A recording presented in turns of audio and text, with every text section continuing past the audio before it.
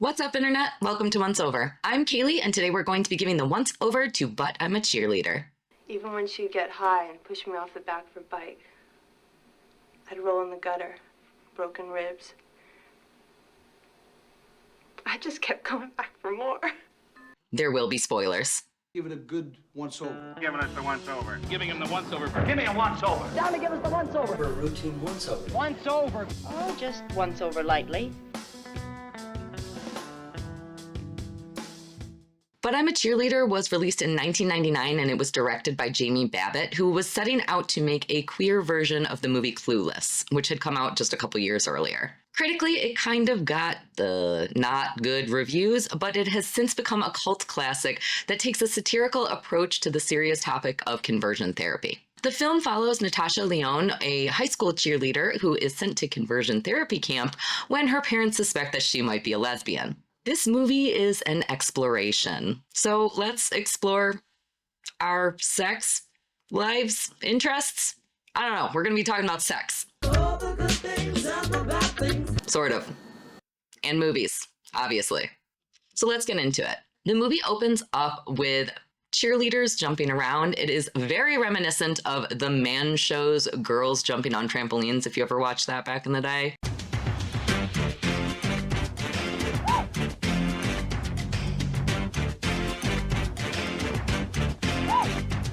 And while this sequence is happening, April March's version of Chick Habit is playing, and this song was completely stolen by Quentin Tarantino for his movie Death Proof. If you don't know how I feel about Tarantino, I would highly recommend, after you are done watching this video, going and popping over to Hughesy Entertainment to listen to myself, Hughesy, Christian Blatt, and Little Lemmy debate Tarantino. Between the flashes of jiggling boobies, we get to see Megan's makeout sesh with her boyfriend, where she is hilariously uninterested.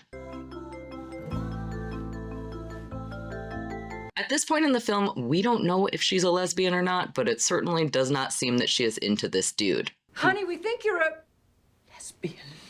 We get introduced to Megan's idyllic and conservative family, which features the infamous Mink Stole as her mother. Tell your mother I hate her! And the absolutely wonderful Bud Cort as her father. Thank you, Poodle.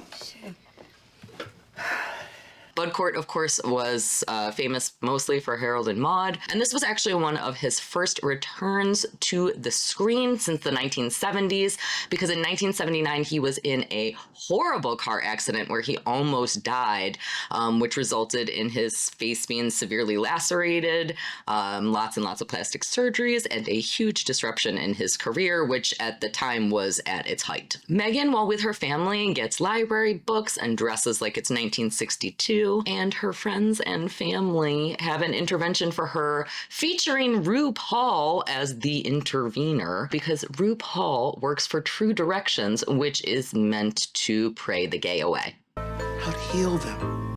Also, the Oscar goes to RuPaul for his delivery of the line that he used to be gay. Now I'm an ex-gay, Megan. So why does everybody actually think that Megan is gay? Well, they think that she's gay because she is a vegetarian. Tofu. And she likes Melissa Etheridge. Gay iconography. And she has girls' pictures in her locker instead of dude pictures. And also, obviously, because she does not like to kiss her boyfriend. It's true. But why do I actually think that she's gay? I'm a homosexual. I thought that she was gay because Natasha Lyonne gave the best performance ever. I'm a homosexual. I was completely convinced that she was gay. I had no idea that she was not gay. And I was gobstopped when I learned that she was straight. I still remember where I was.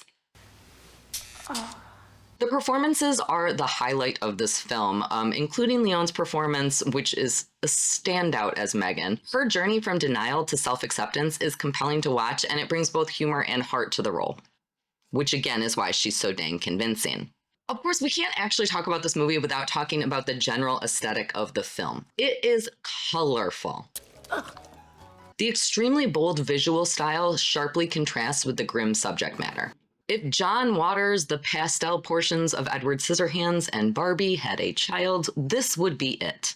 In the beginning of the film, when we see Megan's home life, which is where she is forced to be something normal so that she can fit into the normal standards, I just want to be normal. We see lots of oranges and browns and muted color, but by the time that she actually gets to True Directions, there are pinks and blues featured everywhere, which heavily reminds us that girls are girls and boys are boys. Kelly rediscovered her femininity and embraced her true self.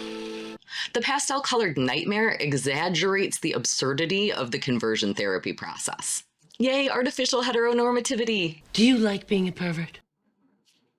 Because things are so exaggerated, it's actually a little bit hard to tell if this is supposed to be a period piece or not. It is just extremely stylized. At True Directions, Megan has to go through the 5 steps of rediscovering her gender identity. Of course, at this point, she's not even sure if she is a lesbian. Everybody else is sure she is, but she doesn't know. I'm a homo. Step 1 is admitting that you're a homosexual. I'm a homosexual. I'm a homosexual. I'm homosexual. I'm a homosexual. Homosexual varsity wrestler. I'm a Jew. Step 2 is rediscovering your gender identity through gender stereotyped tasks, which includes things like the women scrubbing the floor and making the food and the men chopping wood. Okay, who wants to go down with me? Step 3 is finding your homosexual root through family therapy. I love this portion of the film because I think that finding roots, aka the thing that made you gay, is a hilarious concept. My mother got married in pants. Too many locker room showers with the varsity team. This is obviously stupid because clearly their sexual identity is just who they are. They even get criticized if their root isn't fancy enough. I was born in France. Which really emphasizes how mushed into the ground all of these kids at True Directions are. No, he's right. It was a stupid-ass root. Step 4 is demystifying the opposite sex. It's important to make your man feel at ease when he comes home from a long day at work. And step 5 is simulated sexual lifestyle. Very exciting. Lots of nude suits in those scenes. Adam and Eve, not Adam and Steve. When she arrives at True Directions, she meets strict disciplinarian Mary Brown, who is played by Cathy Moriarty and is the program's director. Aha! Mary's son Rock is also seen throughout the film making multiple sexual innuendos and,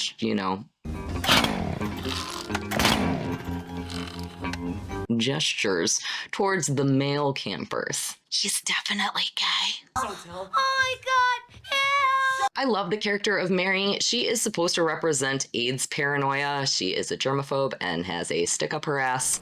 I'll take her from here. I did not mean to make that be a butt sex joke, but I think there is one in there.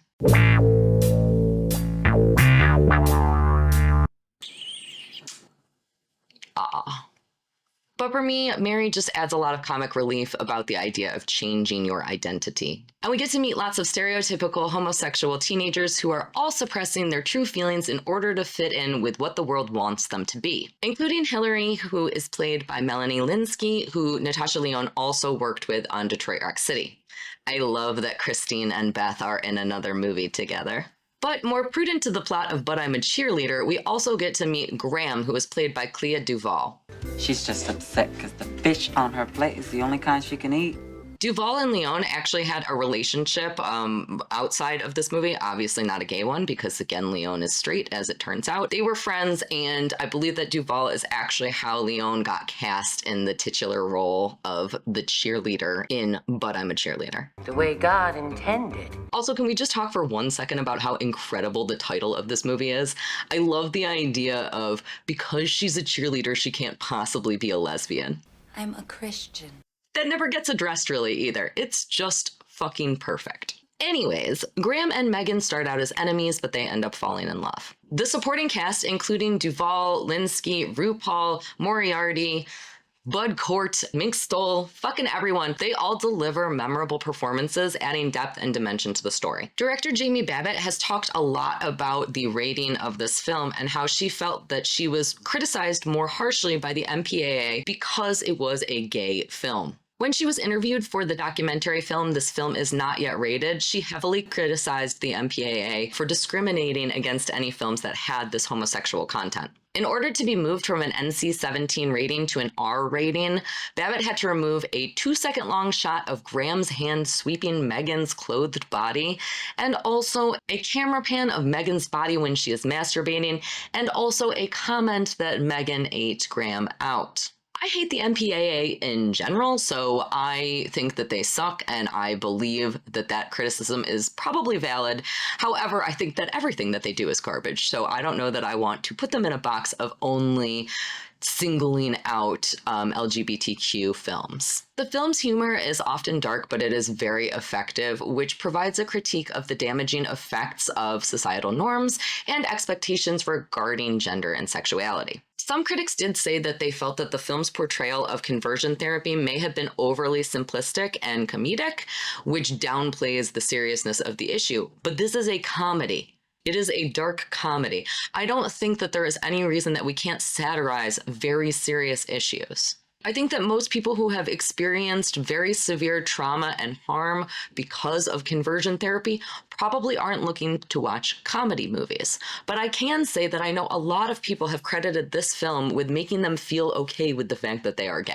Overall, But I'm a Cheerleader is an entertaining and thought-provoking film that offers a unique perspective on the LGBTQ+ experience. It doesn't dive super deep into the complexities of the subject matter, but the humor and heart make you really connect with the characters, which makes it a very memorable addition into the queer cinema canon. All of that being said, I am not queer. That's our word for making fun of you!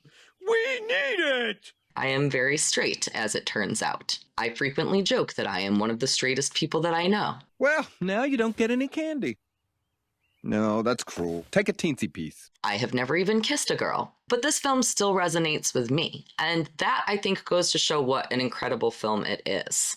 All of that being said, I absolutely love this movie. I think it's just a fun movie. It's a film that I revisit frequently. I've probably seen this movie, I don't know, maybe 10, 15 times, maybe even more than that.